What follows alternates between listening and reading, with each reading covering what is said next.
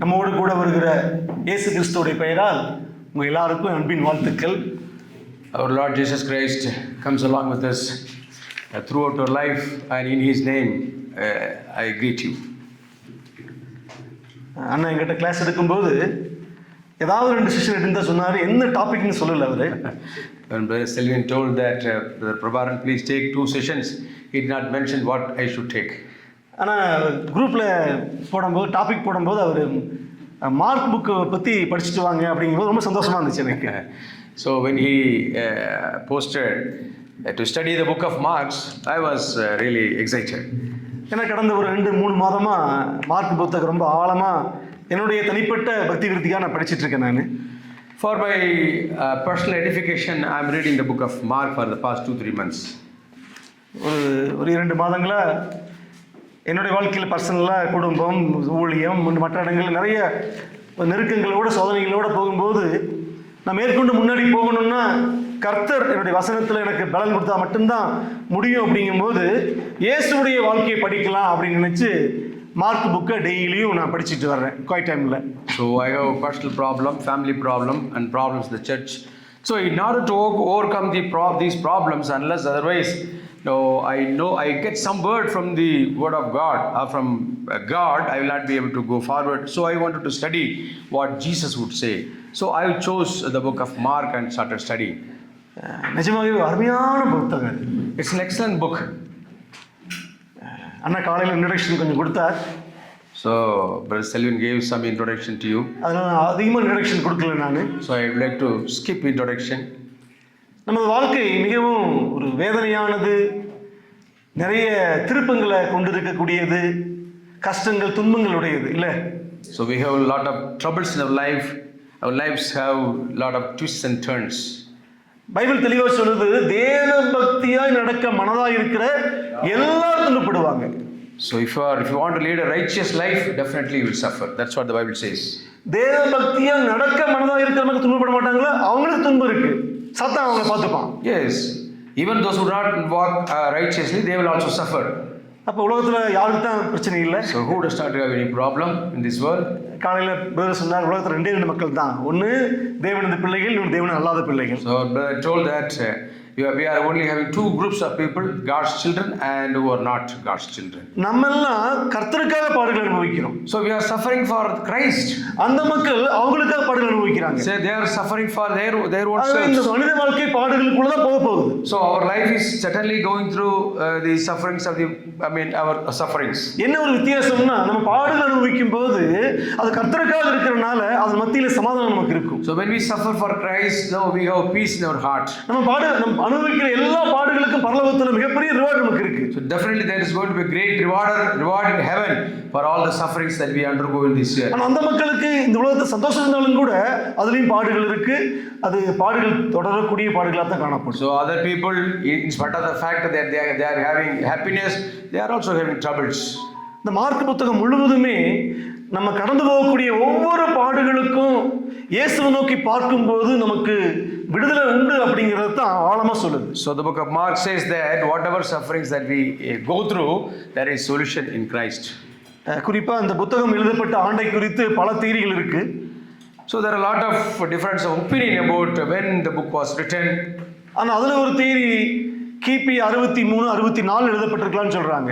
So it is written after Christ 64. நான் அதை நம்புறேன். நான் I believe.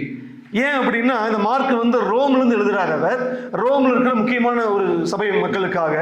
So the book is written from Rome, and it is written for the community in Rome. ஏன்னா அந்த 63-64ல தான் நீரோ என்ன பண்றார், பேதுருவையும் பவுலையும் 2 பேரையும் ஒரே சமயத்தில் அவர் சாகடிக்கிறார். So in that particular era only, King Nero killed Peter as well as Paul. அப்பொழுது இருந்த உலகத்தில் இருந்த எல்லா சபைகளும் 2 பிரிக்க முடியும். ஒன்று யூதர் மக்கள் வந்த சபை, இன்னொன்று புரஜாதியார் சபை. So though in those days the churches were divided into 2 groups, churches composed of Jews and other church which is composed of Gentiles. இப்போ யூத மக்களுக்கு ஒரு தலைவராக இருந்தவர் பேதுரு. So Peter was the head of the churches by Jews. புறஜாதியாருக்கு வந்து Pavul. So Paul was the head of the churches of Gentiles. ரெண்டு பேர் தலையும் அவங்க சீவிடுறாங்க. So Nero cut both their heads. இப்ப சபை மக்களுக்கு வந்து இந்த பாடுகள் கஷ்டங்கள் துன்பங்கள் மத்தியில ஒரு தகப்பனை போல நடத்துவதற்கு ஆட்கள் இல்லையேன்னு அவங்க வேதனையில் இருந்த போது இந்த book எழுதப்படுது. So when these two greater leaders they were taken away, so at that time this book was written to console the people in Rome. எங்க வாழ்க்கையுடைய கஷ்டங்கள் வேதனைகள் துக்கங்களோடு போகும்போது இதுதான் வழி, இது நடவுன்னு பக்கத்துல வந்து தட்டி கொடுத்து உற்சாகப்படுத்துவதற்கு எங்களுக்கு யார் இருக்கிறா இனிமேல்? Who is there to pat us and to encourage us to pass through sufferings? கர்த்தர் நம்மை தனித்தீவா படைக்கல.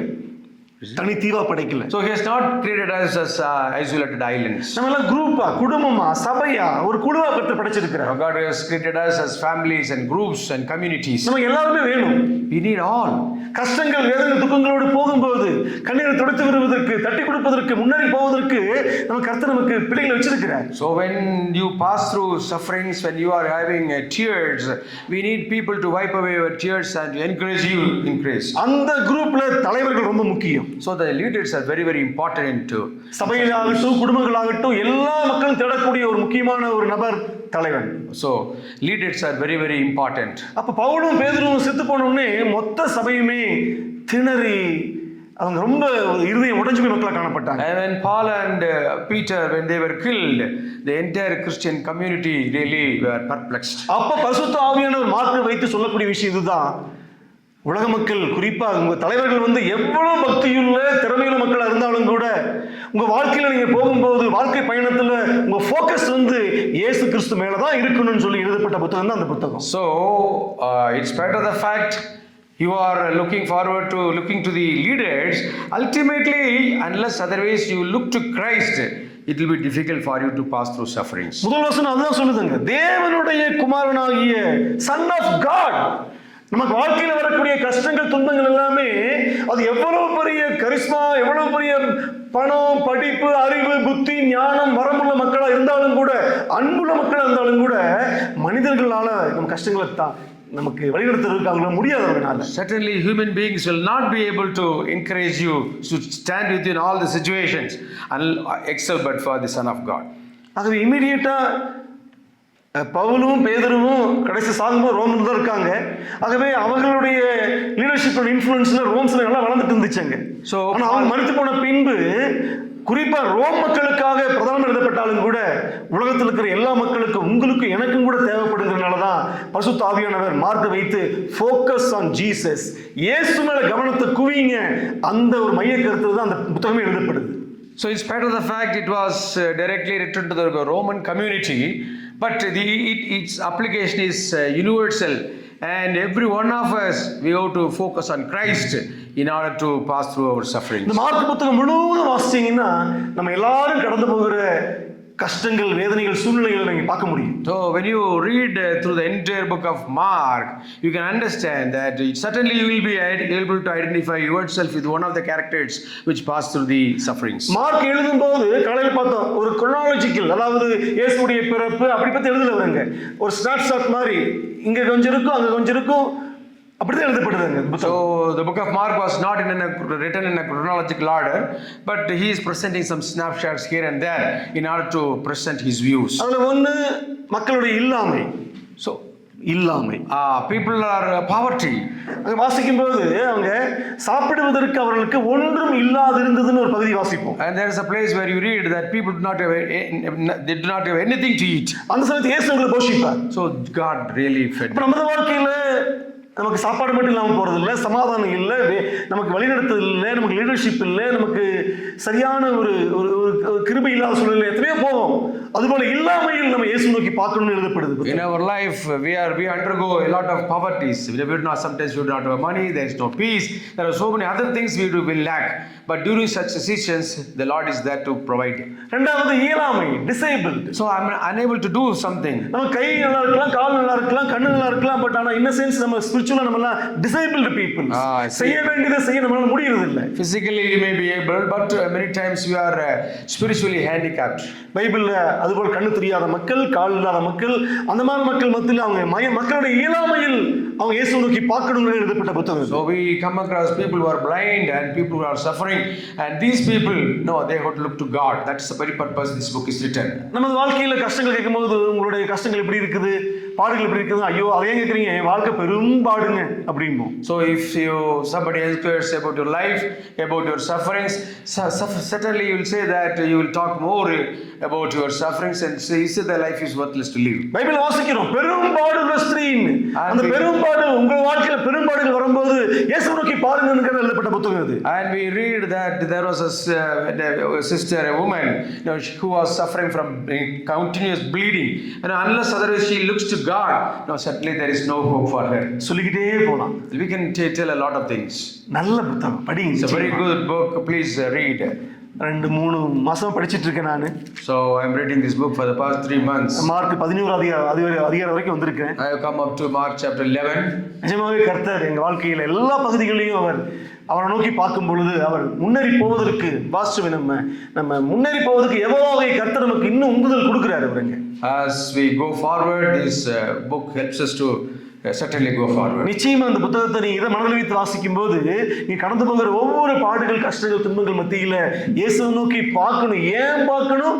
அவரை பார்க்கும்போது அதிலிருந்து விடுதலையும் கர்த்தர் கொடுப்பார். So when you pass through these sufferings, when you look to God, God is willing to give you relief from these sufferings. So முதல் இந்த செய்தியில ஏன் நம்ம இயேசு மேல கவனத்தை குவிக்கணும்? Why we need to focus on Jesus Christ? Why we should focus on Jesus Christ? அதுக்கு நான்கு முக்கியமான காரணங்கள் நம்ம சுருக்கமா பார்க்கலாம். I would like to present 4 important reasons for that. நம்ம அடுத்து எனக்கு இன்னொரு கிளாஸ் உண்டு. அதுல ஒரு பகுதி மட்டும் வச்சு நம்ம ஒரு எக்ஸ்போசிட்டரி தான் நம்ம தியானிக்க போறோம். I would like to consider a particular passage and we are going to expositively think in the next class. நம்ம எந்த மனிதனை விட ஒருவேளை நம்ம தகப்பனா இருக்கலாம், தாயா இருக்கலாம், நம்மோடு நடந்து வருகிற நம்மளுடைய ஆவிக்குரிய தலைவனா இருக்கலாம், தகப்பனா இருக்கலாம், அவங்கள விட வாழ்க்கையில கஷ்டங்கள், துன்பங்கள் வரும்பொழுது இயேசுவை மட்டும்தான் நம்ம நோக்கி பார்க்கணும். அப்படிங்கிறதுக்கு முதல் காரணம் இயேசுவை போல் நம்மை அறிந்தவர்கள் யாரும் கிடையாது. So see, you may ask the question, no, there are leaders, but these leaders are not with us. But it's matter of the fact, no, why should we look to Jesus? No, Jesus is the only person who knows our in and out thoroughly. And our leaders do not know us. அது பெரிய விஷயம் இல்லையா? That's a very important reason, is it not? அதுக்கு சில example பார்க்கலாம். I would like to give you examples. Mark அதிகாரம் 8 வசனம் 3 வாசிப்போம். We will read verse 3.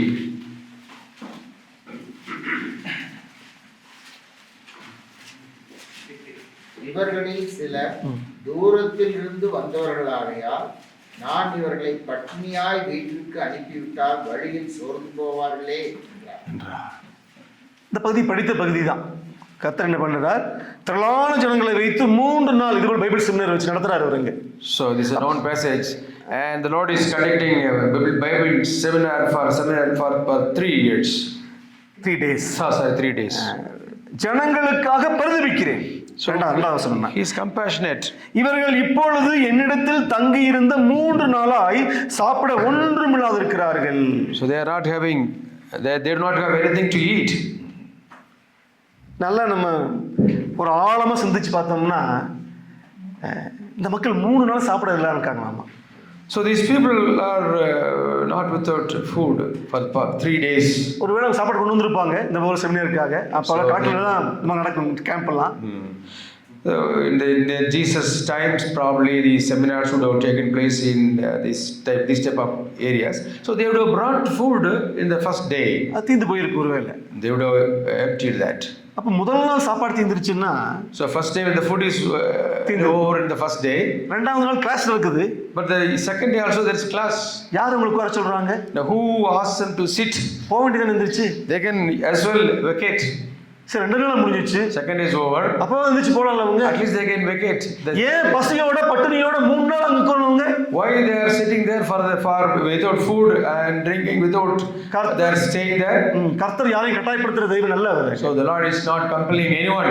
ஆனா இவங்க தேவனுடைய சமூகத்துல உட்கார்ந்து இயேசுவையே நோக்கி பார்க்கும்போது அவங்களுக்கு வயிற்று பசியை விட அவங்க ஆத்தும பசி அதிகமா இருந்ததுனால பசி பட்டினி எல்லாவற்றையும் மறந்து அவங்க 3 நாட்களும் தேவனுடைய சமூகத்திலேயே உட்கார்ந்துட்டு இருக்காங்க. So they forgot about the physical hunger because they were spiritually hungry. வந்தவங்க வந்து எல்லாரும் ஒரே இடத்துல இருந்து வரல. They did not come from a single place. திரளான ஜனங்கள் வாசிக்கிறோம். So we read there are multitude. எப்படி கீழே வாசிக்கும் போது 5000 பேர் இருக்காங்க, அவங்க 4000 பேருக்கு மேல இருக்காங்க.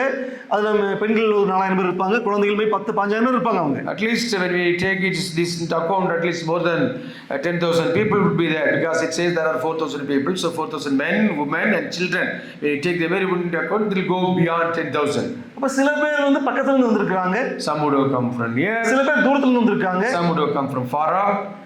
இது எப்படி இயேசுவுக்கு தெரியும்? How does Jesus know about this? தேவன் பெரும்பாலும் தன்னுடைய அந்த தான் தேவன்கிற அந்த ஆம்னிஷன்ஸ் வச்சு அவர் இது செய்யறது கிடையாது. So many times Lord Jesus does not exercise his divine attributes to find something. அவர் 3 நாட்களா கிளாஸ் எடுக்கும்போது வந்த மக்களை போய் தனித்தனியா பார்த்து நீங்க எங்க வந்திருக்கீங்க, கேட்டது புரிஞ்சுதா உங்களுக்கு, அவர் விசாரிச்சுட்டே இருந்திருப்பாரு அவருக்கு. There's a possibility that Jesus would have inquired about every single community and encouraged them. முடித்து போகும்போது அவருக்கு தெரிஞ்சிருச்சு 3 நாள் சாப்பிடாம இருக்காங்க அவங்க. பக்கத்து ஊர்ல கோத்தகிரி மக்கள் சாப்பிடாம அனுப்பி விட்டுருலாம், வீட்டுக்கு போய் சாப்பிட்டுருப்பாங்க அவங்க. சில மக்கள் திருச்சியிலிருந்து வந்திருக்காங்க, திண்டுக்கல், தூத்துக்குடி அப்படிங்கும் போது நிச்சயமா இவங்க என்ன பண்ண மாட்டாங்க, திருச்சியில் வந்தவங்கள சாப்பிட மாட்டாங்க. அப்ப இவங்க தூரத்துல இருந்து வந்தாங்கன்னா 3 நாள் நடந்து போனா என்ன பண்ணுவாங்க, சோர்ந்து விழுந்துருவாங்க. அப்ப அவருக்கு தெரியுது யார் சோர்ந்து விழுவாங்க சாப்பிடாம எழுப்புனா, யார் தப்பிச்சுப்பாங்க. நான் சொல்ல வர பாயிண்ட் என்னன்னா, இயேசு கிறிஸ்துவுக்கு நம்முடைய பசியுடைய நீளம், அகலம், ஆழம், உயரம் எல்லாம் அறிந்திருக்கிற தேவன் அவர். So Lord Jesus knows about the veracity of our hunger. He knows the gravity of our suffering. நம்ம வாழ்க்கையுடைய தூரம் பயணம் அவருக்கு அறிவார் அவருக்கு. He knows how far we are traveling. சில சமயம் நம்ம வாழ்க்கையில கஷ்டங்கள் வேதனைகள் வரும்போது நம்ம கதறோம், ஆண்டவரே இனிமேல் முடியாது கர்த்தாவே என்னை எடுத்துக்க ஆண்டவரே சொல்லுவோம். தேவனுக்கு தெரியும் இந்த கஷ்டங்களோட இந்த வேதனைகளோட இவன் வாழ்க்கையில எத்தனை வருடம் போக முடியும்னு தெரிந்து கர்த்தர் என்ன செய்கிறார், அதையெல்லாம் அறிந்து இதுக்கு மேல போக முடியாதுன்னு தேவன் அறியும் போது தேவன் அவங்களுக்கு அந்த கிருபையை கொடுத்து ஆசீர்வாதத்தை கொடுத்து ஆசீர்வதிக்கிறார். So the Lord knows that to the extent you can go, till then no, he permits you to suffer. Then after that when you are not able to bear anymore, so he blesses you and answers your prayer. Abraham 75 வயசுல அழைக்கிறார், 100 வயசு ஆகுது, இனிமேல் ஒரு நாள் கூட அவன் பிள்ளை இல்லாம இருக்க மாட்டான்னு தெரிஞ்ச உடனே கரெக்டா 100 வயசுக்கு பிள்ளை கொடுக்குறாரு கர்த்தர். அவருக்கு தெரியும் எத்தனை வருஷம் பிள்ளை இல்லாம அவன் போக முடியும். So God called Abraham at the age of 75 and until 100 years he did not have a child. So God knows that beyond that limit Abraham cannot go further. So the Lord gave him a son. நமது வாழ்க்கையில ஆவிக்குரிய பசி, ஆவிக்குரிய தாகம், சரீரபரமான பசி, பட்டினி, சில ஆசீர்வாதம் நமக்கு நிறுத்தப்படுது, சில ஆசீர்வாதம் நமக்கு குறைக்கப்படுது. இவையெல்லாம் தேவன் நன்றாக அறிந்திருக்கிற ஒரு கர்த்தரா இருக்கிறார். So God knows us in and out. So he knows that when you are hungry, when you are full, and every detail is known by God.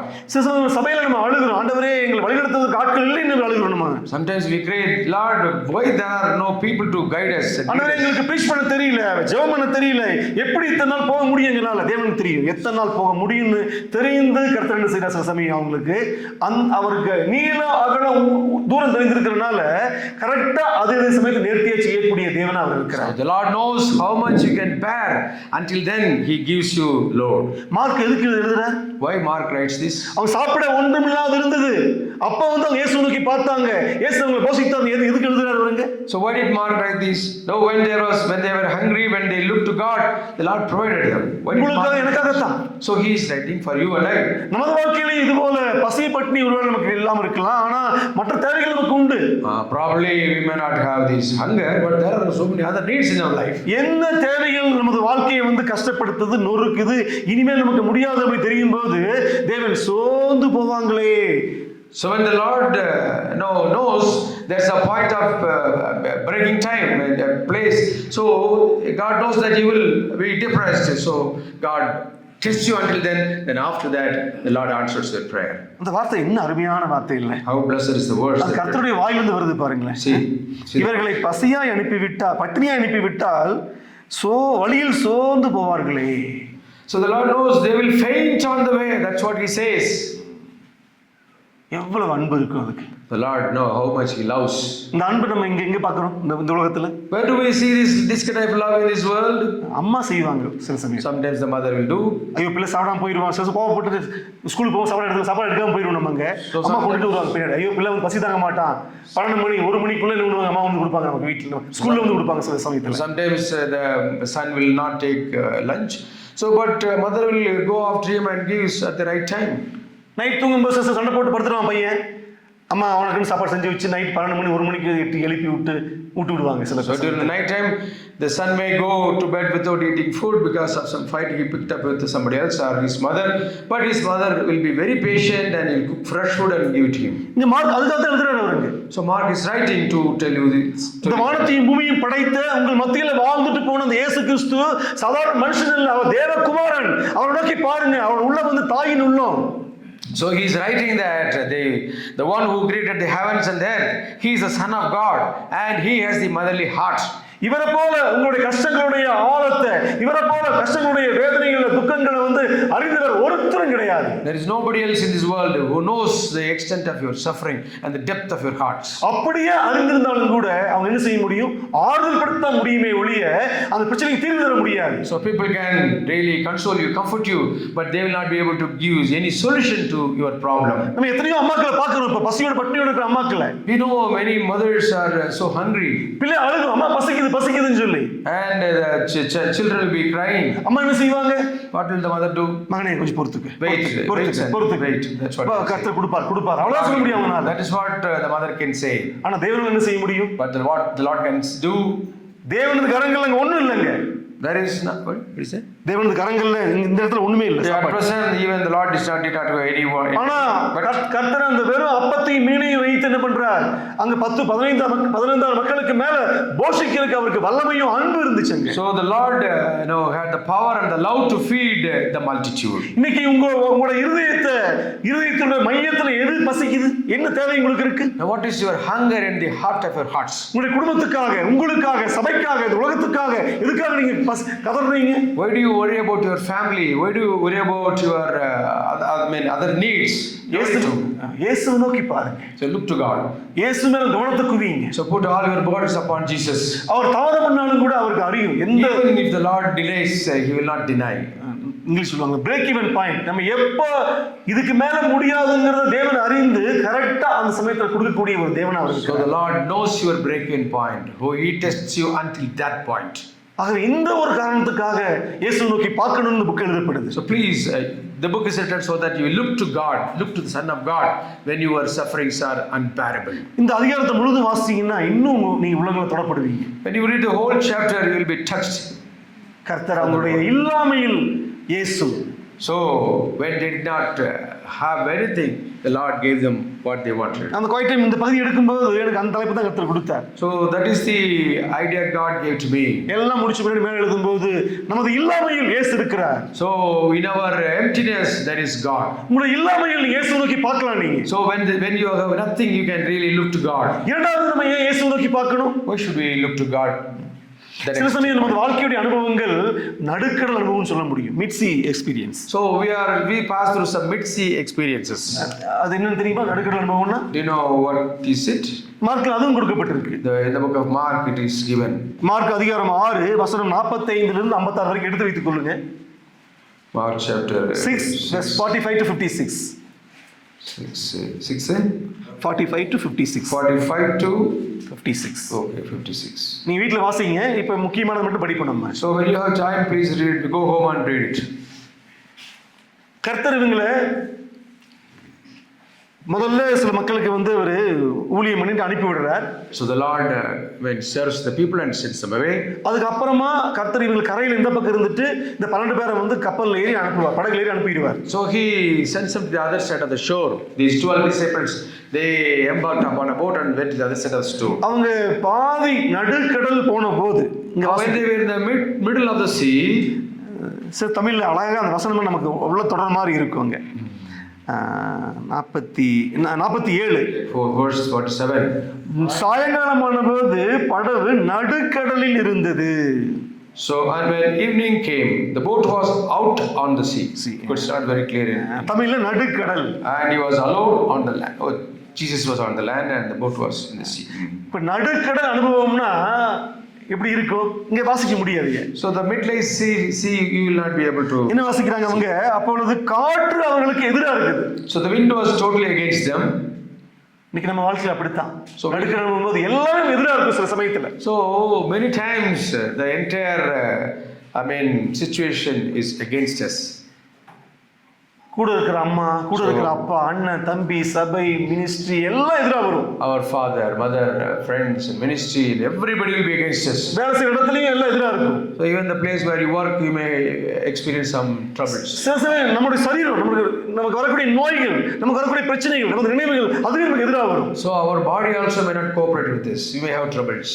அதுதான் நடுக்கடல் அனுபவங்கிறது. That's a midlife experience. அதுக்கப்புறம் இதை தாண்டி போயிடணும்னு நீங்க எவ்வளவு முயற்சி பண்ணாலும் கூட முடியாது நம்மனால. So even if you think that you will pass through, it will be difficult for you. 48 வாசிக்கிறோம், அவர்கள் தண்டு வலிக்கிறதில் வருத்தப்படுகிறதை அவர் கண்டுன்னு வாசிக்கிறோம். ஒரு வருத்தம் வாழ்க்கையில முன்னேறி போறதுக்கு அந்த கரைக்கு போகணும்னா வருத்தம். இங்கிலீஷ்ல பெயின்ஃபுல்னு போட்டிருக்கும். So we read and he saw that they were making headway painfully. வாழ்க்கையில ஒவ்வொரு நாளும் ஒவ்வொரு வினாடியும் கடந்து போறது ரொம்ப வலியும் வேதனையுமா இருக்கும். So passing every day will be very difficult and it will be painful. இதுதான் மிட்சி நடுக்கடல் அனுபவம். So this is the Mid-Sea experience. சரி வேண்டாம்டா பின்னாடி போயிடலாம், ஆரம்பிச்ச இடத்துக்கு போகலாம், அதுவும் முடியாது நம்மனால. So even it will be very difficult for you to go back from where you started. நான் ஃபுல் டைம் மினிஸ்ட்ரியில் இருக்கிறேன். So I am in the full-time ministry. போதும். So it's enough. நான் அக்ரி படிச்சிருக்கிறேன், வேலைக்கு போயிடலாம்னா இப்போ என்னால் போக முடியாது. No, I have completed BSc Agri, MSc Agri, and still I will not be able to go and work. 47 வயசு ஆயிடுச்சு எனக்கு. I am 47 years old. நான் 35 வயசுல போயிருந்தா நல்ல வேலை கிடைச்சிருக்கும். Probably had I gone little earlier, I would have got a very good job. இப்போ என்னால ஊழியத்தை விட்டுட்டு ஆரம்பிச்சு பல இடத்துக்கு என்னால் போக முடியாது. I cannot go back. திருப்பியும் முன்னாடி போக நான் முடியல. ஏன்னா வருத்தங்கள், பாரங்கள், வலிகள், வேதனைகள் இருக்காங்க. I cannot even go forward because of the troubles that I face. இப்படித்தான் நம்ம வாழ்க்கை போயிட்டு இருக்கு. இப்போ Is my life is going to be like that continuously? Marriage கல்யாண வாழ்க்கையில் பிரச்சனை இருக்கு நமக்கு. So even when you are having even the marriage you may have a problem. வேண்டாம். So it's enough. நான் கல்யாணம் பண்ணாமே இருந்திருக்கலாம். It's better I have to stop. முடியுமா? Is it possible that after marriage? கல்யாணம் ஆயிடுச்சு, பிள்ளைகள் வந்துருச்சு, நீ மேல பழைய போக முடியாது நம்ம. Anyway, you are married and you are having children, you cannot even go back. ஆனா இந்த பிள்ளைகளையும் மனைவி வச்சுக்கிட்டு முன்னாடி போக முடியலங்க. And I am not able to go forward with my wife and my children. சர்ச்சும் அப்படித்தான். The church is also like that. Church கர்த்தருடைய மனவாட்டி. So it's the bride of God. நம்ம கையில கர்த்தர் கொடுத்திருக்கிறார். So God has given this church. வாழ்வோ சாவோ சபையோட தான் அதுங்க. So whether life or death, you want to live or die with the church. இந்த சபையில தான் நான் உயிர் பெற்றேன் நான். So it is in this church I got life. அது செத்தாலும் தான் சாவ நான். I would like to die even this very same place. சபையோட போகவும் முடியல, தாண்டி போகவும் முடியல, விட்டுட்டு போகவும் முடியல. Neither I am not able to go forward with the church, nor I am able to drop the church and go alone. இதுதான் மிட்சி experience. This is the Mid-Sea experience. இது எல்லாருக்கும் இருக்குது இல்ல? Do you have such experiences? இதுதான் mark எழுதுறார். This is what Mark is addressing. இப்படி இருக்கும்போது When such situations are there, வெளியிலிருந்து உதவி வராது. there is no help from outside. நடுக்கடல் இருக்காங்க. Because you are in the middle of the sea. நமக்கு யாரும் வெளியில உதவி செய்ய முடியாது. There is nobody else who can help us from outside. பிரச்சனையோட ஆழம் அதுதான். The depth of the problems are like that. அதான் நடுக்கடல் அனுபவங்கிறது. That's the Mid-Sea experience. சரி வெளியே வேண்டாம், உள்ள இருக்கிறவங்க 12 பேர் இருக்காங்க, ஒருத்தருக்கு உதவி பண்ணிக்கலாமா? So can these 12 people help one another, those who are inside the boat? அவங்க நம்மள போலதான். So they are also like us. அவங்களும் நடுக்கடல் அனுபவம் தான். அவங்களுக்கு அதே கஷ்டம், அதே வேதனை, துக்கம். They are one among us. We are sharing the same problem with one another. என்ன செய்ய முடியும்? What shall we do? எல்லாம் கட்டி பிடிச்சிட்டு அழுக வேண்டிய ஒண்ணா. So we can even embrace one another and cry. அப்போ நமக்கு வெளியிலிருந்து உதவிகள் வராது, உள்ளிருந்து உதவிகள் இல்ல. அப்ப உதவி எங்க இருந்து வரும்? There's no help from outside. There is no help from within. Help us to come only from above. இது சந்தோஷமான விஷயம். ஏன் இயேசு நோக்கி பார்க்கணுங்கும்போது இங்க பாத்தீங்கன்னா அவர்கள் தண்டு வலிக்கில் வருத்தப்படுகிறதை அவர் கண்டு, கர்த்தர் காண்கிறார். நம்ம காண்கிற இயேசு நமக்கு உண்டுங்க. So you can see that our Lord sees us. No, he sees us because he knows that how much we suffer. கர்த்தர் எங்க இருந்து காண்கிறார்? From where did he see? அவர் கரையில் இருக்கிறார். அவருங்க He is on the shore. நடுக்கடல்ல இருந்து இருக்காங்க. So people are in the middle. மற்றவர்கள் யாரும் பார்க்க முடியல அவங்கள. So nobody is there to see them. ஆனா கர்த்தர் பார்க்கறாருங்க. But Jesus can see. अनेक புயல்களும் வேதனைகளும் இருந்தாலும் கூட அதையெல்லாம் தாண்டி அவங்க படுகிற கஷ்டம், வேதனை, துக்கத்தை இயேசுவால் பார்க்க முடிஞ்சதுங்க. So there are storms and other difficult experiences. Still God can see them. அதனால தான் இயேசுவை நோக்கி பார்க்கணும் நமக்கு. That is why we are saying that we would look to Jesus. நமது கஷ்டங்கள், வேதனைகள், துக்கங்களை வந்து வேற யார் அவங்க என்ன நினைப்பாங்க? அவருக்கு என்ன. So people will say that, oh, what is the trouble that he has? அவரு பங்களா வச்சிருக்காரு, கார் வச்சிருக்காரு, படிப்பு இருக்குது, அவர் சந்தோஷமா தான் இருக்காங்க. So he has backlog, car, every money, then he is happy. எப்ப கேட்டாலும் ஃபேண்டாஸ்டிக்கா இருக்குங்கறாரு. அவருக்கு ஒண்ணு நல்லா தான் இருப்பாரு. So he is good. He is enjoying life. ஆனா இயேசுவுக்கு தான் தெரியும். But only Jesus knows. நம்ம நடுக்கடல்ல எவ்வளவு வேதனைப்பட்டு இருக்கிறோம் In the middle of the sea, how much we are suffering. பின்னாடியும் போக முடியல, முன்னாடியும் போக முடியல, வெளியிலிருந்து உதவிகள் இல்ல. So I'm not able to go back, neither go forward, nor nobody is able to help me. ஆனா இங்க இயேசு நோக்கி பார்க்கணுங்கிறதுக்கு இன்னொரு விஷயம் என்னன்னா, அவர் என்ன பண்றார்? படகு அவருக்கு கிடையாது. Jesus has no boat. அவர் உள்ள வந்து ஹெல்ப் பண்றதுக்கு ஒருத்தரும் அவர் கூட்டிட்டு போக முடியாது. So nobody can take him also. அப்ப நடுக்கடல்ல இருக்கிற அவருடைய பிள்ளைகளுக்கு, சீசர்களுக்கு உதவி செய்யணும் அப்படின்னா அவர் வந்து ஒரு அதிசயத்தை, அற்புதத்தை செஞ்சு நடந்து போனா மட்டும்தான் முடியும். So only when Jesus does some miracle that they can escape. ஆனா இயேசு அந்த மக்களை மீட்கணுங்கிறதுக்காக, நடுக்கடல்ல அவதிப்படுகிற மக்களை மீட்கணுங்கிறதுக்காக அதிசயத்தை, அற்புதத்தை செஞ்சு நடந்து வர்றாரு அவருக்கு. So in order to help the people who are in the mid-sea sufferings, then he walks on the water. இன்னைக்கு இயேசு அப்படித்தான் உங்களுக்கு எனக்கும். உங்களை என்னையும் நடுக்கடல்ல மீட்கணும் அப்படின்னா நமது வாழ்க்கையில மிகப்பெரிய அற்புதம் செஞ்சா மட்டும்தான் நடக்கணும். அதை செய்வதற்கு அவர் தயாரா இருக்கிறார். So if there is only one way out, so only by performing some miracle, if God can help you out, the Lord is willing to help you by miracles. அவரை போல நம்ம வாழ்க்கையில யாரும் அதிசயம் செய்ய முடியாது. No one can perform miracles like our Lord Jesus. கடைசியில் என்ன பார்க்கிறோம்? What do we see at the end? 53ல Verse 53. அவர்கள் கடலை கடந்து, when they had crossed over, இயேசு நம்மோடு கூட இருந்தார்னா நம்ம கடக்க முடியாத கடல் ஒண்ணுமே கிடையாது. So when Jesus is with us, and definitely we will be able to cross over. அந்த கடைசி அந்த ஒரு வார்த்தை வந்து பரிசுத்தாவிகள் அதிகம் லைட் போட்டு எனக்கு காட்டினார். ரொம்ப சந்தோஷமா இருந்துச்சு. அவங்க கரை பிடித்தாங்க, கரை சேர்ந்தாங்க. Those it says they came to land. நம்ம வாழ்க்கையில எவ்வளவு கஷ்டங்கள் இருந்தாலும், enlightened me to see that they came to land. எவ்வளவு கஷ்டங்கள் இருந்தாலும் கூட கர்த்தர் நம்மோடு கூட இருந்தா அவர் நம்மை கரை சேர்த்திடுவார் அவருக்கு. So whatever difficulties you undergo, if the Lord is with you, he certainly will take you across the land. நான் சொல்லுவேன், ஐயோ எப்படி கரை சேர்த்துவேன்? எனக்கு பொண்ணு பிள்ளையா இருக்குதுங்க, 2 பிள்ளை 3 பொண்ணு இருக்கு, எனக்கு வர வருமானத்துல, எனக்கு வர கஷ்டத்துல எப்படி கரை சேர்த்துவேன்? So how will I see that my children they get married? No, how am I going to do that? I'm not having enough money. But God is able, he will help you. ஆனா இங்க வாசிக்கிறோம், mark அதுதான் எழுதுறாரு அவருங்க.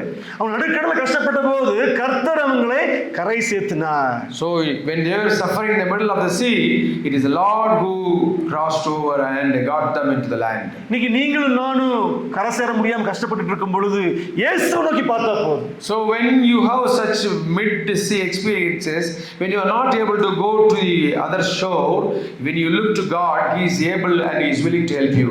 எல்லாமே நமக்கு எதிரா இருக்குது. Everything is against us. வாழ்க்கையில ஒவ்வொரு வினாடியும் கடந்து வைக்கிறது ரொம்ப வலி வேதனையா இருக்குது. Every second is so painful, you are unable to go forward. ஆனா இயேசுவை நோக்கி பார்க்கும் பொழுது நிச்சயமா கர்த்தர் நம்முடைய கடல்ல வந்து நம்மை கரை சேர்க்கக்கூடிய தேவனா இருக்கிறார். So when you look to God, he is able to help you. அதனால தான் மார்க் எழுதுறார். That's why Mark is writing this. உலகத்துல எல்லா மக்களும் வாழ்க்கையில ஏதாவது ஒரு சமயத்துல நடுக்கடல் போன அனுபவம் வரதான் செய்யும் உங்களுக்கு. So every one of you certainly will have this mid-sea experience. அது போன்ற சமயத்துல நம்ம மனிதனை நோக்கி பார்க்காம இயேசுவையே நோக்கி பார்க்கும் பொழுது அவர் கரை சேர்த்துவார். So when you look to God, certainly he will land you across the shore. மூன்றாவது, Thirdly, ஏன் நம்ம இயேசுவை நோக்கி பார்க்கணும்? why we should look to God? கஷ்டங்கள் துன்பங்கள் மத்தியில நம்ம நோக்கி பார்க்காம ஏன் இயேசுவை நோக்கி பார்க்கணும்? In the midst of suffering, instead of looking to us, why should we look to Jesus? நம்ம கடந்து போடுகிற பெரும் பாடுகள்ல விடுதலை தரக்கூடிய ஒரே ஒரு நபர் இயேசு மட்டும்தான். So only Jesus Christ, he is able to deliver us from the troubles. So there is no other go but to look to Jesus. Mark 5:25 இருந்து 38 வரைக்கும் எடுத்து வைத்துக் கொள்ளலாம். So Mark chapter 5 verse 25 to 34. 25 to 34. இங்க ஒரு ஸ்திரீயை குறித்து வாசிப்போம் நம்ம. Now we read about a woman. But இங்கிலீஷ்ல வந்து அது பெரும்பாடுன்னு போடல, ஜஸ்ட் டிஸ்சார்ஜ் ஆஃப் பிளட் தான் போட்டிருக்கு. பட் தமிழ் டிரான்ஸ்லேஷன்ல ரொம்ப அருமையான வார்த்தை அது. No, here it gives a reason.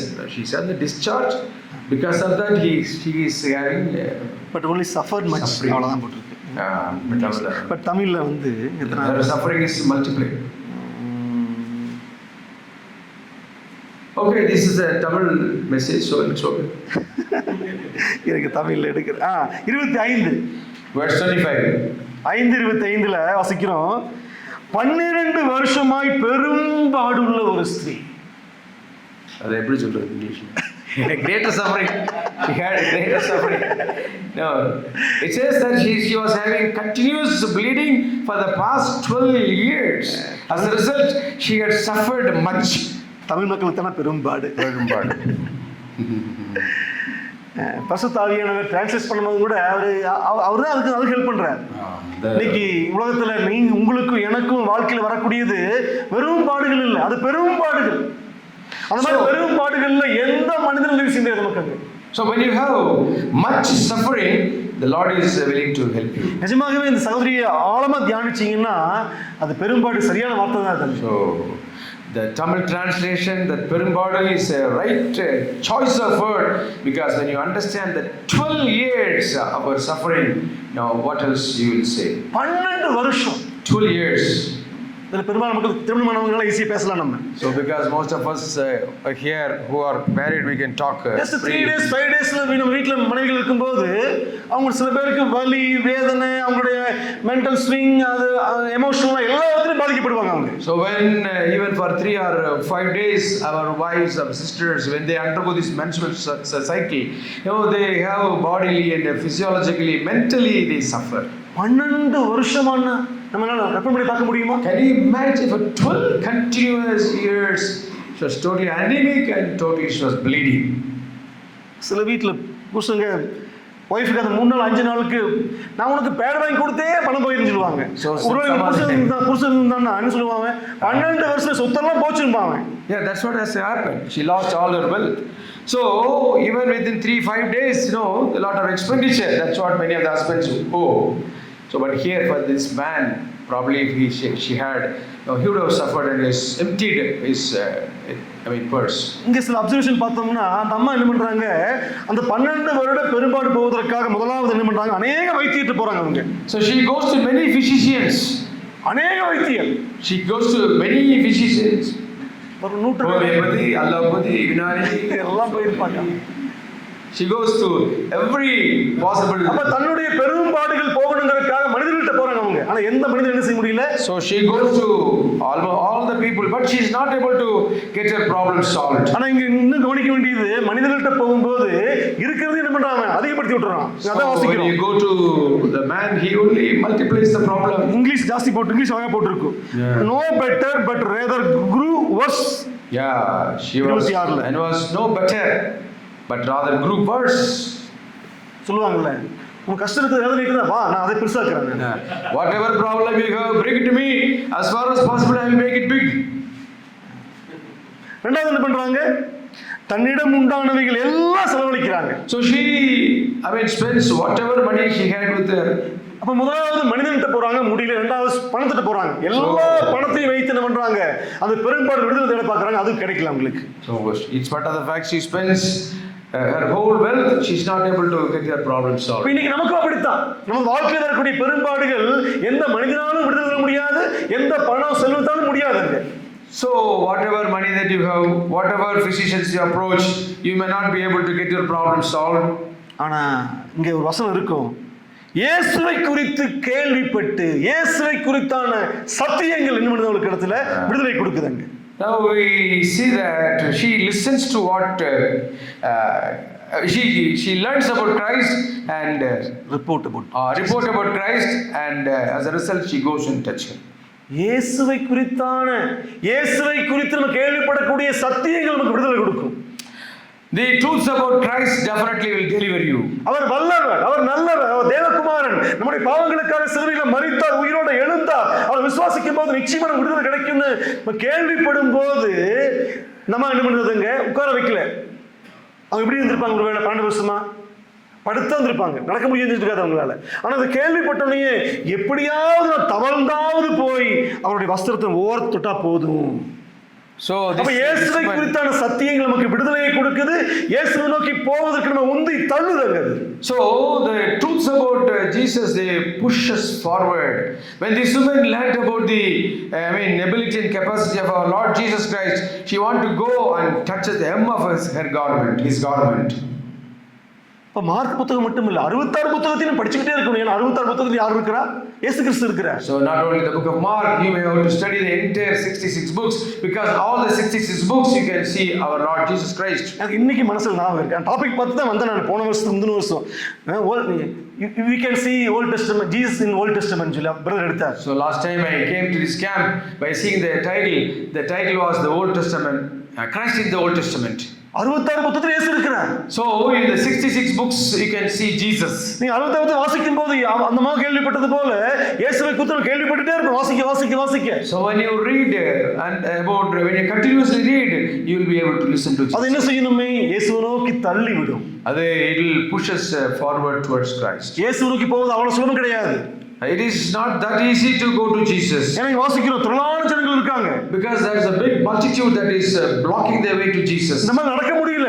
This woman is not able to. ஆனாலும் கூட எப்படியாவது இந்த பெரும்பாடு எனக்கு போகணும், அதுக்கு இயேசு மட்டும்தான் முடியுங்கிறதுனால நம்ம தவழ்ந்தாத போய் இயேசு பிடிச்சிடுறாங்க. So when this woman knew that Jesus was the only answer, she musters all her courage and strength and crawls and goes near to Christ and touches the hem of the garment of Jesus. இயேசு மேல கவனத்தை குவிக்கிறதுக்கு நம்மளும் ஒரு step எடுக்கணும். So in order to draw the attention of Jesus, you may also have to work like that. கஷ்டங்கள் தான், வேதனைகள் தான், பண செலவாகும், டிராவல் பண்ண வேண்டி இருக்கும். ஆனாலும் இயேசு கிட்ட போனா எல்லா பெரும்பாடுகளுக்கும் பதில் வச்சிருக்கு. So definitely it will be very difficult to go near to Jesus. There may be expenditure, there may be troubles, but still if you go to him, he has the answer for your problems. இதுல இன்னொரு observation இருக்காங்க. That's one more observation which I would like to try. இயேசு கிறிஸ்துடைய சரீரத்தை தொடல. She did not touch the body of Jesus, but only a cloth, the garment. இந்த Dress தொட்டபோது அந்த பெரும்பாடு நீங்கிருச்சு அவளுக்கு. So by just touching the garment, no, she got relieved. இயேசு கிறிஸ்து தன்னுடைய Dress-உடைய ஓரத்திலிருந்து அவர் விடுதலை கொடுத்தார் அவளுக்கு. So the Lord Christ gave her relief by touching the hem of the garment. ஆனா உங்களுக்கு எனக்கும், but for you and for me, Dress-ல இல்ல, Dress-க்கு உள்ள இருக்கிற சரீரத்தில் இல்ல, அதுக்குள்ள இருக்கிற ஜீவன ரத்தத்தை கொடுத்து நமக்கு என்ன பண்ணார்? விடுதலை கொடுத்தார் அவர். Jesus Christ has given the blood and gave us life to us. Bible சொல்லுது மாம்சத்தின் உயிர்.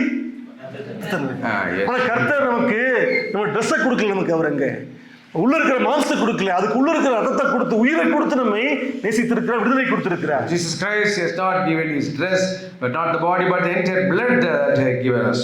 இவரை தவிர எங்க போக முடியும்? நம்ம where can we go but for Christ? நம்ம போனாங்க விடுதலை பெற்றாங்க. But this woman went and this got her. இதை விட கடைசியில அவரை பத்தி சொல்லக்கூடிய வார்த்தை தான் இன்னும் முக்கியம். மகளே, நீ சமாதானத்தோடு போ. Daughter, your faith has made you well. Go in peace and be healed of your disease. அந்த வசனத்தை வாசிக்கும் போது நமக்கு எவ்வளவு சந்தோஷமா இருக்கு. So when we read these words, how much you are comforted. கர்த்தர் நம்மளை பார்க்கும்போது வேதனை நீங்கி சுகமாயிரு மகளே அப்படிங்கும்போது அது தேவன் உள்ள இருந்து பேச நடிக்கிறது இல்லை அவருங்க. So when the Lord says, daughter, be healed, so go in peace, when he says from the bottom of his heart, how much encouraging. நமது வாழ்க்கையில பாடுகள், பெரும் பாடுகள் வரும்போது தேவனை நோக்கி ஓடும் பொழுது, அவருடைய பாதத்தை கட்டி பிடிச்சு அழுகும் போது தேவன் நம்மை மகனே மகளே நீ வேதனைக்கு சுகமாயிருக்க நான் விரும்புறேன், சுகமாயிருன்னு கர்த்தர் நிச்சயமா சொல்லுவார் அவருங்க. So when we pass through multitudes of suffering, the Lord is willing to help you. இவரை போல யாராவது பார்த்திருக்கீங்களா? Have you ever seen anybody else other than Jesus? உங்க வாழ்க்கையில பாடுகள், பெரும் பாடுகள் இருக்கும்போது, when you are having much suffering in your life, இது போல வேதனை நீங்க சுகமாயிரு மகளேன்னு சொல்லி யாராவது செஞ்சு so is there anybody else who say to you that go in peace and be healed of your disease? எதுக்கு மார்க் எழுதுறாரு பாருங்க. Why Mark is writing here? அப்படி இயேசு பத்தி எழுதும்போது வரிசையா வாழ்க்கை நடந்ததுக்கு எழுத முடியல, ஏன்னா இது குரோனாலஜிக்கா எழுதப்படல. இவர் வேணும்னே என்ன பண்றாரு, உள்ள புகுத்துறாரு பாருங்க, பரிசுத்தத்தை புகுத்து வைக்கிறார். So the Holy Spirit makes him to write these lines. ஏன்னா இந்த உலகத்துல இயேசு கிறிஸ்து மறுபடியும் வர வரைக்கும் பெரும்பாடுகள் இருந்துட்டே தான் இருக்கும். So until Christ comes, we are going to have much sufferings. அதுபோல என்னுடைய மகன்கள் பெரும்பாடுக்குள்ள போகும்போது அவங்க என்ன நோக்கி பார்க்கணும். So when you undergo these sufferings, you have to look to me. அந்த இயேசு நோக்கி பார்க்கும்போது நான் விடுதலையை கொடுப்பேங்கிறதுனால தான் இது எழுதி வைக்கப்பட்டிருக்கு. So this is written that when you come to Christ, that your problems will heal. இந்த மார்க் புக் நீங்க படிக்கலைன்னா, If you do not read the book of Mark, இந்த மார்க்ல இந்த சாமத்தை நீங்க படிக்கலைன்னா, if you do not read this message from the book of Mark, உங்களுடைய பெரும்பாடுகள் நம்ம என்ன செத்து அழிச்சு போவோம் நம்ம. now how will you escape from the multitude of problems? ஆகவேதான் வேத வாக்கியங்கள் எல்லாம் நமக்கு ஆதியாகமம் முதல் வசனத்திலிருந்து கடைசி வசனம் வரைக்கும் நம்ம படிச்சுக்கிட்டே இருக்கணும். ஏன்னா எல்லாம் இயேசு பத்தி சொல்லுதுங்க. So each and every single words points to Christ, and we are to read from Genesis 1 to Revelation last. வாசிக்கணும். So we will read. குறிப்பா அந்த மார்க் புத்தகத்தை படிச்சுட்டு இருக்கும் பொழுது ஒரு வசனம் ரொம்ப தொட்டுச்சு, ஏதாவது பைபிள் மறுபடி படிக்கணும்னு உற்சாகப்படுத்துச்சு. So when I read the book of Mark, it encouraged me to read continuously. Mark chapter 4 verse 26. Mark chapter 4 verse 26. 26, 27, 28. 26, 27, 28. சின்ன ஒரு பகுதி, எனக்கு தெரிஞ்ச பகுதி தான் அது. The kingdom of God is as if a man should scatter seed on the ground. He sleeps and rises night and day, and the seed sprouts and grows, he knows not how. The earth produces by itself first the blade, then the ear, and the full grain in the ear. But when the grain is ripe at once, he puts in the sickle, because the harvest has come. நமக்கு ஏன் Bible வாசிக்க முடியல? Why do we find it very difficult to read the scripture? நம்ம எல்லாரும் வாசிக்காத மக்கள் கிடையாது. We used to read. ரட்சிக்கப்பட்ட புதுசுல நம்ம மொத்த பைபிள் படிச்சு முடிச்சிருப்போம் நிறைய பேர். Probably at the time when you got saved, you would have read the entire Bible. நாங்க இது வடவழி சர்ச்சில் இருந்த போதெல்லாம் வருஷத்துக்கு ஒரு முறை படிச்சிருவோம் நாங்க. So when we were in the church of Vadavali in Coimbatore, we used to read the entire Bible once a year. நான் சேலத்துல இருக்கும்போது சில சகோதரிகள் 2 தடவை படிச்சிருக்காங்க. When I was in Salem, there are sisters who have read the entire. ஒவ்வொரு முறையும் சேலத்துல நாங்க anniversary gift கொடுக்கும்போது இது கொடுத்துட்டே தான் இருப்போம். So in our church, almost every one of the members used to read the entire Bible once or twice. gift வாங்கிட்டே இருப்பாங்க. So these sisters would continuously repeat. ஆனா வாழ்க்கையில கஷ்டங்கள் வரும்போது நம்ம நிறுத்திடணும். So when we have suffering, sometimes we stop reading the Bible. ஏன் நிறுத்துறோம்? Why should we stop it? ஒரு விஷயம் இதுதான். This is one reason. என்னத்த கண்ட நான்? Now what did I see by reading continuously? What have I achieved? இதை வாசிக்கும் போது இரவும் பகலும் தியானிக்கும் போது அவன் செய்வதெல்லாம் வாய்க்குன்னு போட்டிருக்கு. ஆனா என் வாழ்க்கையில ஒண்ணுமே இல்லையே. So the Bible says, when I meditate at the word of God daily, day and night, no, my life will be prosperous, but that prosperity is not seen in my life. Why is it so? ஆனால் அந்த வசனம் Bible சொல்லுது, இன்னைக்கு ஒரு பகுதியை வாசிக்கிறோம், எதுவுமே fruit இல்லைன்னு எனக்கு நினைக்கிறோம் நம்ம அங்கே. ஆனால் பைபிள் சொல்லும்போது அந்த மனிதன் நிலத்தில் விதையை விதைத்து, அது விதைங்கிற வசனம் நமக்கு தெரியுங்க, நிலங்கிறது நம்ம இருதயம். அப்படி விதைக்கும் போது இரவில் தூங்கி பகலில் விழித்திருக்க அவன் டெய்லி நடந்துட்டு இருக்கான், அவனுக்கு தெரியாத விதமாக அது வேலை செய்யும். So we read where seeds are sown, but it works miraculously. No, it grows. This man may not know about it. இந்த வசனம் நம்ம டெய்லி வாசிக்கிறோம், தியானிக்கிறோம், அதை ஒரு ஆவிக்குரிய கடமையை நம்ம செய்யறோம். ஆனா அந்த வாசிக்கிற வசனம் நம்ம இருதயங்களுக்குள்ள போய் தங்கி இருந்து நமக்குள்ள இயேசுவை போல குணங்களை அது கொண்டு வரும். ஆனா நமக்கு தெரியாதுங்க, தெரியாத விதமா we read the word of God, it will transform our heart, but we may not know about it. நம்ம விசுவாசித்து நடக்கிற மக்கள் கிடையாது, நம்மளை கண்டு நடக்கிற மக்கள். நம்மளாம் விசுவாசித்து நடக்கிற மக்கள். We do not live by faith, we want to see and believe. இன்னைக்கு நான் வாசிப்பேன், நாளைக்கு எனக்கு நடக்கணும். So I read it today, tomorrow it should happen to me. அடுத்த வாரம் நடக்கணும். So it should happen to me immediately. அது நடக்கிறது நான் கண்ணார பார்க்கணும். I want to see what's happening to me immediately. ஆனா இயேசு சொல்றாரு, அப்படி இல்ல மகனே. But the Lord says it's not so. கிறிஸ்தவ வாழ்க்கை அப்படி இல்ல. Christian life is not so. தேவனுடைய ராஜ்யம் அப்படி இல்ல. The kingdom of God is not like that. தேவனுடைய ராஜ்யத்தை நான் இப்படி தான் கட்டறேன் நான். So this is how we have to build the kingdom of God. இதுதான் கிறிஸ்தவ வாழ்க்கை. It's the Christian life. நீங்க வசனத்தை வாசிக்கணும், தியானிக்கணும், ஆனா அது உங்களுக்குள்ள உங்க வாழ்க்கையில எப்படி blessing கொண்டு வரும்னு உங்களுக்கு தெரியாது, யாருக்கும் தெரியாது. அது தெரியாத விதமா முளைக்கும். You have to read the word of God, meditate upon it, and should do it continuously. You may not know how and why it grows in a different way. You may not understand it. ஆனா இங்க வாசிக்கிறோம் 28 பின்பகுதியில, தானியத்தையும் கதிரையும் கதிரிலையும் பலனாக தானாய் கொடுக்கும். So Oh, தானாய் கொடுக்கும். okay. Yeah. By produce itself. That yeah, produces by itself. By itselfங்கிற வார்த்தை வந்து கிரீக்ல வந்து ஆட்டோமேட்டஸ். Automatus and comes with the word. அதுல இருந்து வந்தது இங்கிலீஷ்ல வந்து ஆட்டோமேட்டிக். இப்போ ஆட்டோமேட்டிக் என்று சொல்லுறமே அந்த வார்த்தை படுத்த. நீங்க வசனத்தை வாசிக்கிறீங்க, தியானிக்கிறீங்க, அதை குறித்து இருக்கிறீங்க, அது தெரியாத விதமா அது தானா கனி கொடுக்கும். எப்படி நமக்கு தெரியாத கனி கொடுத்து ஆகும். You may not be able to explain it. When you read the word of God, meditate upon it, study it, it work in your heart, but you may not know the mechanism of its working. But certainly it will yield fruits. உங்க இருதயம் பரிசுத்தமாகும். So your heart will become holy. நீ பாவத்தை வெறுப்பீங்க. நேசிச்ச பாவம் வந்து உங்களுக்கு வெறுப்பா தெரியும். No, you will deter your sins. உங்க மனைவியை நேசிப்பீங்க நீங்க. You will love your wives. உங்க பிள்ளைகளை நேசிப்பீங்க. You will love your children. ஒரு காலத்துல நீங்க எதிர்த்து நின்னு உங்க கணவனை நேசிப்பீங்க, கீழ்ப்படிவீங்க. So you will certainly obey your husband. சபையை நேசிப்பீங்க, சபைக்கு போவீங்க நீங்க. You will love the church and you will go to the church. உங்களை அறியாமையே இயேசுவை பத்தி மற்றவர்கள் சொல்லாம இருக்க உங்களால முடியாது உங்களால. No, you will tell about Jesus to others. You cannot live without telling about Jesus to others. இது எல்லாம் வேதத்தை வாசிக்கும் போது தானா நடக்கும். எப்படி நடக்கும்னு தெரியாது, அது தானா நடக்கும். So all these things happen automatically. உங்க வாழ்க்கையில உங்களுடைய மிகப்பெரிய லட்சியம் வந்து நான் படிச்சு பெரிய ஆளாகி பணம் சம்பாதிச்சு வீடு வாசல் இருக்கணும் இருக்கும். ஆனா அதெல்லாம் தூக்கி எரிஞ்சிட்டு நீங்க தேவனுக்காக சும்மா பிச்சைக்கார சுத்திட்டு இருப்பீங்க நீங்க. So எப்படி நடக்கும் தானாது. You may have great dreams in your life. You would like to achieve greater dreams, but sometimes you may throw away all those dreams and you will start walking empty handed. இந்த வசனத்தை வாசிக்கும் போது எப்படி நம்ம பைபிளை வாசிக்காம தியானிக்காம இருக்க முடியும்? So how can you go without reading and meditating upon these words? கனியுள்ள வாழ்க்கை வாழ்வதற்கு யாருக்கு தான் ஆசை இல்லை? No, definitely we all want to live a fruitful life. ஆண்டவரே, நான் அன்புள்ளவனா, சந்தோஷமுள்ளவனா, சமாதானமுள்ளவனா இருக்கணும்னு ஆசைப்படுறேன் ஆண்டவரே. அதுக்கு வாசிச்சா போதும்னா நான் வாசிப்பேன் நான். So if by simply reading the word of God, if my life will be transformed, certainly I would like to read the word of God. அதெல்லாம் மனசுல வச்சு தான் மார்க் எழுதுறாரு. Mark is writing, keeping all these things in the mind. இந்த 16 அதிகாரங்களுமே இயேசு பத்தி எழுதப்பட்டிருக்கு. So all these 66 chapters, they about Christ. நீ எந்த பகுதியை வாசிச்சாலும் இயேசுல தான் போய் நிக்குவாங்க. So when you read any passage, it will point to Christ. எந்த பகுதியை வாசிச்சாலும் இயேசுவுடைய முக்கியமான குணம் வந்து உங்களை உற்சாகப்படுத்தும், அவரை நோக்கி உங்களை பார்க்க வைக்கும். So whichever passage they read, that passage will talk about the character of God that will encourage you, boost your faith. Mark புத்தகத்தை படிங்க. Please read the book of Mark. நாலாவது கடைசியான ஒரு விஷயத்தை சொல்லி நான் முடிக்கிறேன். I would like to complete by saying the fourth point.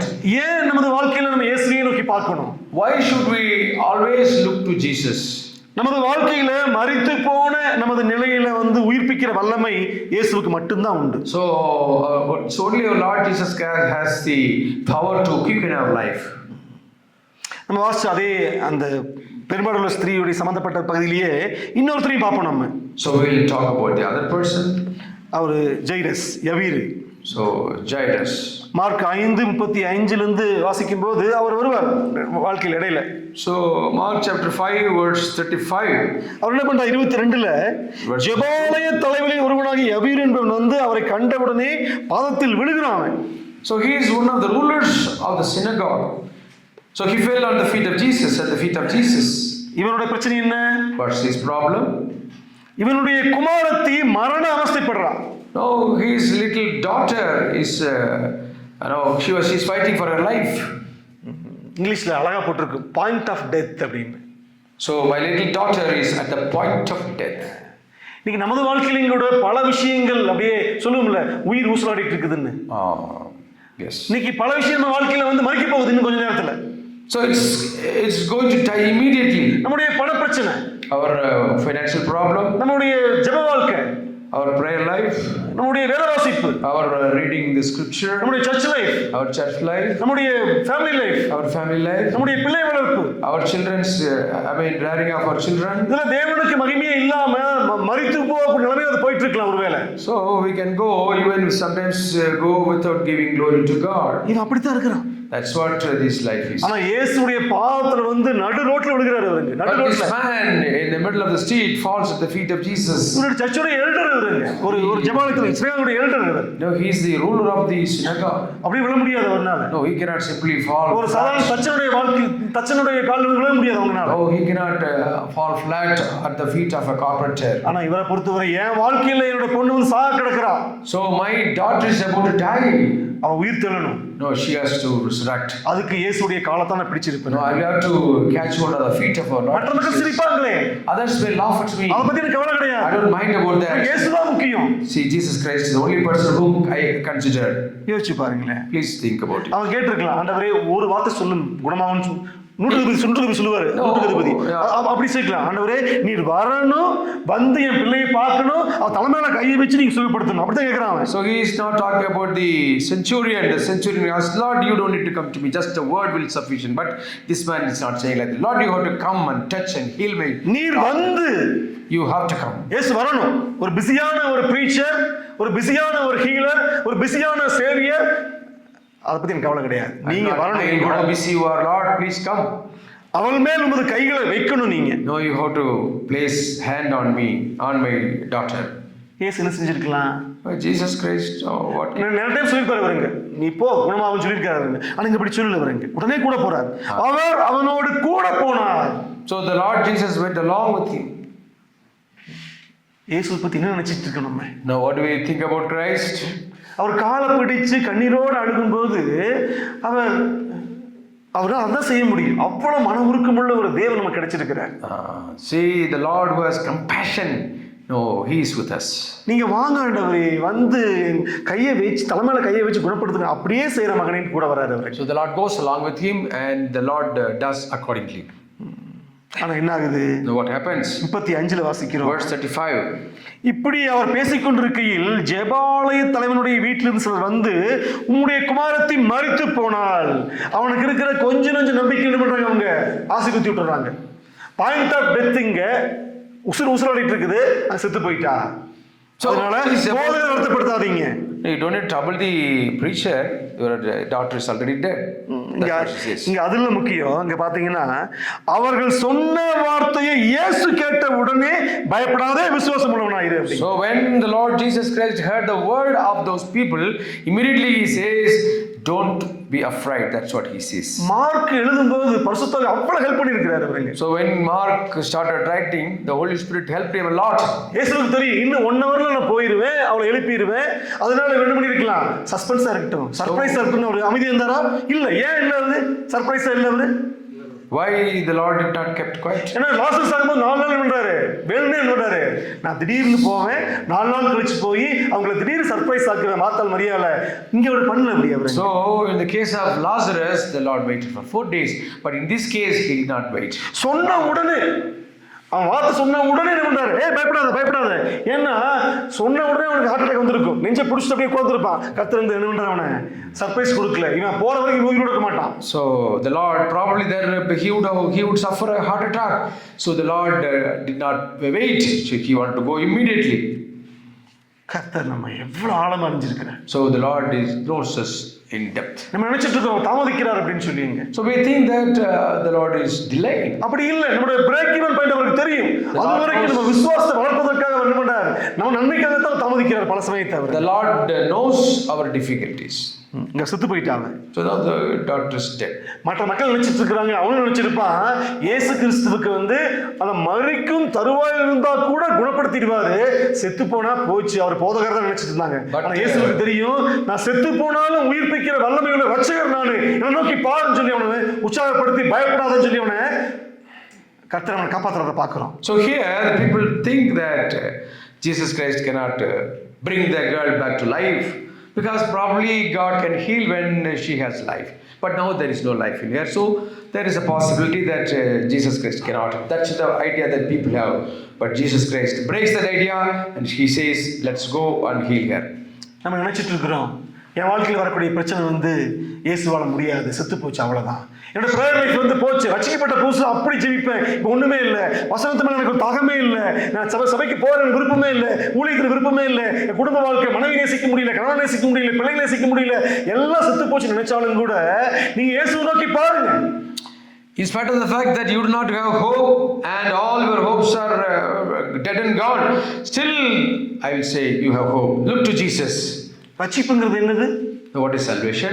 பொது மக்கள் சொல்லுவாங்க மோசமான மனுஷன் வந்து நல்ல மனுஷனா மாறுவதுன்னு சொல்லி. So some people say that the bad person becomes a good person. That's salvation. ரட்சிப்பு அது கிடையாது. செத்து போனா உங்களோட இதுதான் ரட்சிப்புங்கிறது. So salvation is bringing a person who is dead to life. This is what salvation is. இயேசுவால எல்லாம் முடியும். So God knows everything. நம்ம வாழ்க்கையில் எதெல்லாம் செத்து போச்சு நினைச்சிருக்கீங்களோ அதை கொண்டு வந்து இவனை போல இயேசுடைய பாதத்தில், ஆண்டவரே ஜெப வாழ்க்கை செத்து போச்சு, என்னுடைய ஆவிக்குரிய வாழ்க்கை செத்து போச்சு, உயிர்ப்பீங்க, என் மகளுடைய என் கணவனுடைய என் மனைவியுடைய வாழ்க்கை செத்து போச்சு, உயிர்ப்பீங்கன்னு போது சொல்லும்போது கர்த்தர் நிச்சயமா உயிர்ப்பிப்பார். So see, when you come to end of your life, when you think that your children's education and your spiritual life and many things come to a close, still when you look to God, He is willing to quicken the spiritual life. கர்த்தர் ஒரே ஒரு வார்த்தை தான் சொல்றாரு அவருங்க. The Lord says only one word. தலித்தாகுமி. தலித்தாகுமி. ஒரு வார்த்தை போதும் இயேசுவுக்கு. That one little word is sufficient for Jesus to. நம்ம வாழ்க்கையை வந்து இருதயத்தை நொறுக்குவதற்கு நம்ம வாழ்க்கையில் வந்து ஒரு ரிப்போர்ட் போதும், ஒரு ரிப்போர்ட், ஒரு ஃபோன் கால் போதும், நம்ம உடைஞ்சு போறோம். Yeah, that single phone call will break your heart. அது இல்லைண்ணா, அதாவது போயிட்டு இருக்கும்போது ஒருத்தன் சொல்றான் ஒரே ஒருத்தன் செத்து போயிட்டாங்க போது உடஞ்சி போறான் அவன். அது போல நமது வாழ்க்கையில எல்லாம் நல்லா போயிட்டு இருக்கும், ஒரு ஃபோன், உங்க பையன் ஆக்சிடென்ட் ஆயிடுச்சு, உங்க பையனுக்கு அங்க ஆயிடுச்சு இங்க ஆயிடுச்சு, ஒரு ரிப்போர்ட் போதும், ஒரு பிளட் ரிப்போர்ட், ஒரு ஸ்கேன் ரிப்போர்ட் பார்த்தோன்னே நம்ம இருதயம் உடைஞ்சு போகுதுங்க. அந்த அளவு நம்ம வாழ்க்கை வந்து நிச்சயமில்லாத வாழ்க்கையில் வாழ்ந்துட்டு இருக்கிறோம். ஆனா எப்படிப்பட்ட ரிப்போர்ட்டா இருந்தாலும் கூட நம்ம இயேசுடைய பாதத்தில் வைத்தா போதும், கர்த்தர் போதுமானவர். So we are living in an uncertain life. So we may receive some bad reports that our close associates or close relatives or sons or daughters, that they met with an accident, they were hospitalized. Any such small message, a phone call can break our heart. But still, the Lord is able to heal you and give you strength. சில சமயம் சபையில் நம்ம சந்தோஷமா இருப்போம். நம்ம sometimes you will be very happy in the church. 2 மாசத்துக்கு ஒரு முறை 3 பேப்டிசம் நடக்கும், 4 பேப்டிசம் நடந்துட்டு இருக்கும், சபை வளர்ந்துட்டு இருக்கும். So there will be baptism, 2 or 3 for baptism, the church will be growing. ஆனா ஒரு பிரச்சனை போகுது நமக்கு. One problem is sufficient to break the entire church. ஃபேமிலியே அப்படித்தான். The family is also like that. கணவன் மனைவி பிள்ளைகள் நல்ல வேலை நல்ல சம்பளம் நல்லா சந்தோஷம் போயிட்டு இருக்கு. ஆனா ஒரு பிரச்சனை, ஒரு ஃபோன் கால், ஒரு ரிப்போர்ட், ஒரு விஷயம் போதும் எல்லாத்தையும் கீழே தள்ளுறதுங்க. Yeah, a small report will be sufficient to bring your family down. ஆனா தேவன் போதுமானவர். Jesus is sufficient for us. அதுபோல சமயத்தில் நம்ம இயேசுவை நோக்கி பார்த்தா அவர் போதுமானவர். So when you look to Jesus, that he is sufficient for us. Mark அதுக்காக தான் எழுதப்படுதுங்க. So Mark writes this gospel for that. சபை சந்தோஷமா இருந்துச்சு, ஒரு செய்தி வந்துச்சு, போன வாரத்துல பேதுரு வந்து தலைகளாசில் வச்சு கொண்டுட்டாங்க, இந்த வாரத்துல பவுல் கொண்டுட்டாங்க போது சபையே இங்க உடைஞ்சு போச்சுங்க. So everything was going well, but one after another, Peter and Paul, when they die, certainly that breaks the hearts of the people in the church. ஆனா 2000 வருஷம் ஆயிடுச்சு, 2000 years are gone. இன்னைக்கு சபை வந்து அதே உயிர்ப்போட அதே வல்லமையோட இயேசுவை துதிச்சு பாடி இன்னும் போயிட்டு இருக்கு உலகம் எங்கும். Still the church goes forward. No, we are praising and the Lord. பவுலும் பேதுருவும் இருந்தபோது இருந்ததோட இப்ப விசுவாசிகளோட எண்ணிக்கை அதிகம் தான். So we are having more number of believers than the days of Paul and Peter. பவுலும் பேதுருவும் தேவன் அவங்களுக்கு கொடுத்த கடமையை முடிச்சிட்டு போயிட்டாங்க அவங்க. So Paul and Peter, they ran their race and they quit the race. ஆனா இயேசு போகவே இல்லை. But Jesus Christ did not. இன்னைக்கு உயிருள்ளவரா ஒவ்வொரு நாளும் சபை மத்தியில் உலாவிட்டு இருக்கார் அவர். So Jesus is a resurrected Lord and he lives among the church. ஆனா நம்ம கண்களும் நம்ம இருதயம் இல்லாம இயேசுவை நோக்கி பார்க்க வேண்டியது அவசியம். So we have to look to Jesus with our eyes and hearts. நான் வாசிச்சது 2-3 அதிகாரங்கள் தான், அதுலயும் 4 காரணம் இருக்குதுன்னா 14 அதிகாரத்தையும் வாசிச்சீங்கன்னா ஆயிரக்கணக்கான காரணங்கள் நம்ம இயேசுவை நோக்கி பார்ப்பதற்கு வேதத்தில் இருக்கு. So you will have so many reasons to look to God. Even just by reading a couple of chapters, when you are having 3-4 points, certainly if you read the whole book, you will have a lot of things to see. 66 புத்தகத்துல if you see the entire book, நிச்சயமாகவே நமக்கு இருக்கிற பிரச்சனைகளை விட இயேசுவுடைய மகிமையும் மகத்துவமும் அந்த காரணம் தான் அதிகமா இருக்கும். The glory of Christ will be too much. தேவன் எவ்வளவு பெரியவரோ எவ்வளவு வல்லமை உள்ளவரோ அதுக்கு சமமா அவருடைய வசனமும் கூட அவ்வளவு வல்லமையை கொண்டு இருக்குதுங்க. So our Lord is so great and powerful and the word of God is also equally powerful. நம்ம தேவனுடைய சமூகத்துல உட்கார்ந்து அவர் பைபிளை திறக்கும் போதெல்லாம் நம்ம என்ன பண்றோம்? இயேசுவுடைய வாயை திறக்கிறோம் நம்ம. And whenever we are opening the heart of Jesus. What did you say? Please repeat. நம்ம வேதத்தை திறக்கும் போது எல்லாமே இயேசுடைய வாயை திறக்கிறோம். When we read the word of God, we open the mouth of God. நிச்சயமா அவர் பேசுவார். He speaks to us. உண்டாக கடவுதுன்னா அது உண்டாகும். When he says, let it be so, it will happen so. அமைதியா இருந்தா அது அமைதியாகும். Be calm means it will happen so. நம்ம வாழ்க்கையில எத்தனை புயல்கள் வந்தாலும் கூட இறையாறு அமைதியாரு சொல்லும்போது அது அமைதியாகும். So whenever lot of problem comes in our life, if the Lord says, keep quiet, it will be kept quiet. அது மனிதர்களை அல்ல, நம்ம இயேசுவை நோக்கி பார்க்கலாம். So we are looking to choose Jesus. We are not looking to man. நிச்சயமா இயேசு எதற்காக உங்களை என்னை வைத்திருக்கிறாரோ அந்த பர்பஸ் நம்ம முடித்து அவருடைய சமூகத்தில் போய் இளைப்பாருவோம். So the Lord has some purpose for our life. Let us complete that purpose and look to Jesus and go to him. இயேசு மகிமைப்படுவாராக. May the Lord's name be glorified. Amen.